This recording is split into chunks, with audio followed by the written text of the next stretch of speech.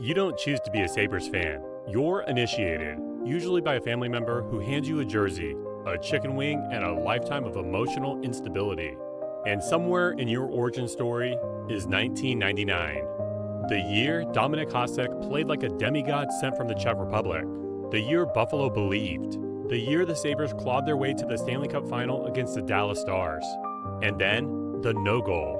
Brett Hull in the crease, triple overtime, Game 6, Stanley Cup on the line. His skate is literally planted in the blue paint. A violation so obvious that 10-year-olds in rollerblades were calling it out in their driveway games. But the refs, they swallowed the whistle, handed the cup to Dallas and told Buffalo to go cry in the snow. And we've been crying ever since. That moment didn't just end the season, it branded your soul. It was your villain origin story. You don't remember the call, you feel it. Like a scar that flares up every time someone says 1999 or Hull. That wasn't just a loss, that was a theft, an armed robbery with skate guards. And the worst part, it broke something. Not just in the team, but in the entire city. Buffalo didn't just lose a cup, it lost its innocence. And ever since then, it's been nothing but rebuilds, retreads, and ritualistic disappointment. Because in Buffalo, no goal isn't a controversy, it's a curse. You'd think after a robbery like no goal, the universe would give Buffalo a break. Instead, it handed the keys to a billionaire with big dreams, who accidentally drove the franchise straight into a snowbank. When Terry Pegula bought the team in 2011, Sabres fans didn't just celebrate, they ascended.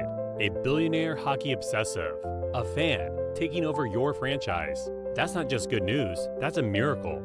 He stood at the podium with tears in his eyes and said, "Starting today, the Buffalo Sabres' reason for existence is to win the Stanley Cup." The fan base exploded. Buffalo finally had money, ambition, swagger. For once, you weren't the forgotten small market team just trying to survive. You were building hockey heaven. Cue the fireworks, cue the hope, cue the heartbreak. Because what followed wasn't a dynasty, it was a disaster piece. You didn't just miss the playoffs, you face-planted into them, repeatedly. You got GMs who built the roster like they were drunk drafting in NHL 12, signed depth guys like they were building an expansion team in 1993. Tim Murray drafted like he had one eye on the draft board and the other on the exit door. Jason Botterill's vision, like squinting through a snowstorm during a power outage. Every move felt safe, scared, or straight up sideways. Coaches? Don't even start. You cycled through them like Tinder dates. Dan Bilesma was supposed to bring structure, and somehow made the team less disciplined.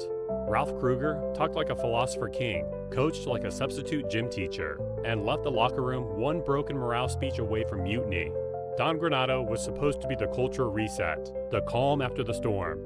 Instead, he became yet another name added to Buffalo's ever-growing "thanks for trying" plaque, right before they brought back Lindy Ruff like it's 2007, and hope still lives here.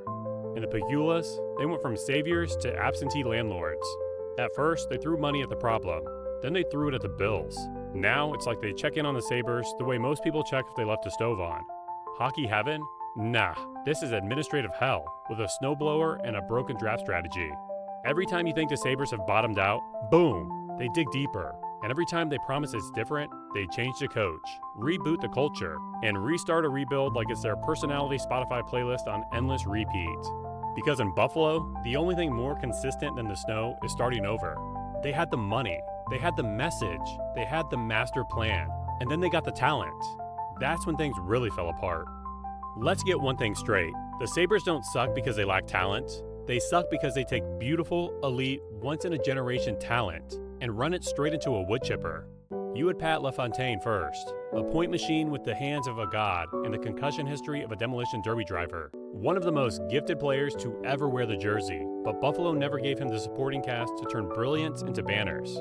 Then came Dominik Hasek, the literal dominator. Olympic gold, MVPs, Veznas. The guy could win a game with 13 dudes named Steve in front of him. He made highlight reel saves look routine and turned desperation into an art form. But what did Buffalo give him? A couple deep playoff runs, a city's entire emotional stability, and then a one-way ticket to Detroit, where he finally won something that actually mattered. Ryan Miller, Olympic hero, face of the franchise, got left out to dry so often he probably developed abandonment issues. Great goalie, great flow, wasted prime. And then came the big one, the tank. Buffalo went all in for Connor McDavid, They stripped the roster down to its underwear, iced the team so bad it felt criminal, and prayed for lottery luck. And what did they get?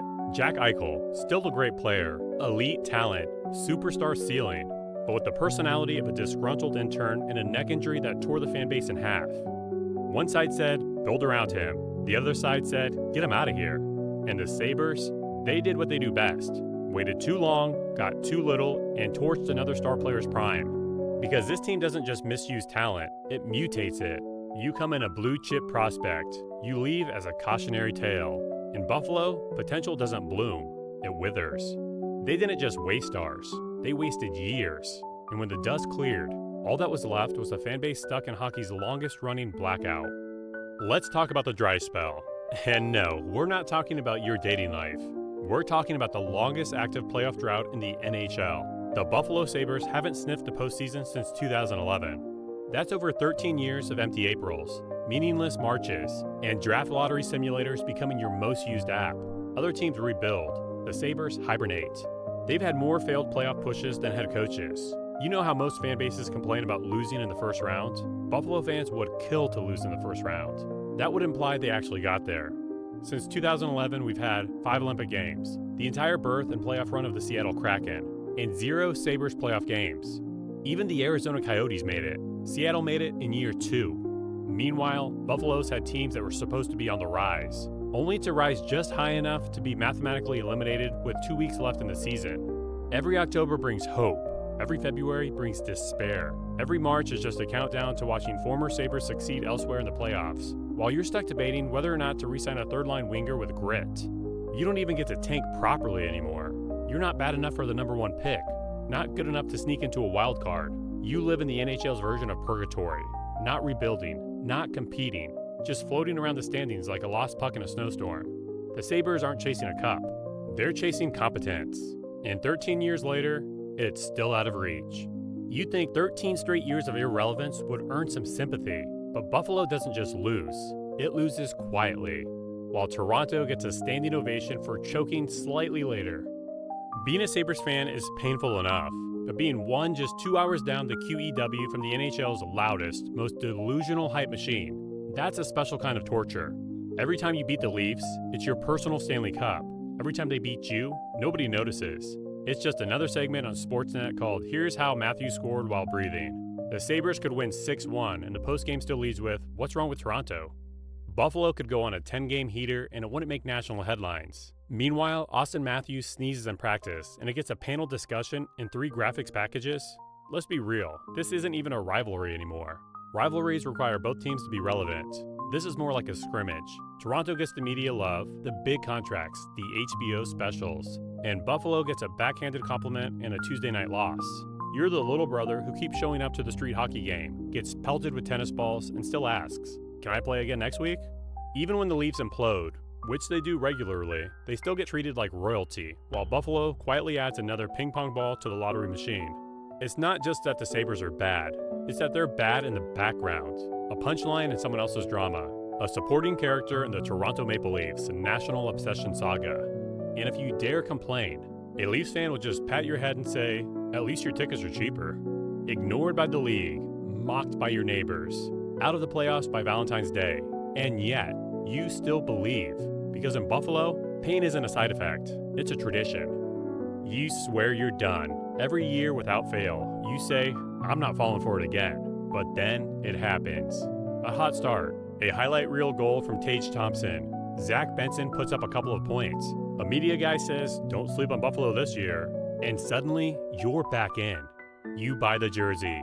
You start mapping out the wild card race. You talk yourself into the idea that this is finally the year the rebuild pays off. Then it falls apart. A losing streak in February, an injury to your starting goalie. The power play dies. The locker room tightens up like it's bracing for impact. And just like that, you're eliminated before the snow melts. But here's the sick part. You can't stop caring. Because being a Sabres fan isn't about championships. It's about believing despite the evidence. It's about loyalty to a team that's burned you so many times, you could be carbon dated. It's about clinging to glimmers of hope like they're lottery tickets, even though you know every scratch card ends the same way. No big win, no banner, just another quiet April, another draft preview, another promise that next year will be different. And maybe it will be. but probably not. And still, you'll be there in October, screaming, "Let's go Buffalo," like a man who's never been hurt before, because that's the Sabres way.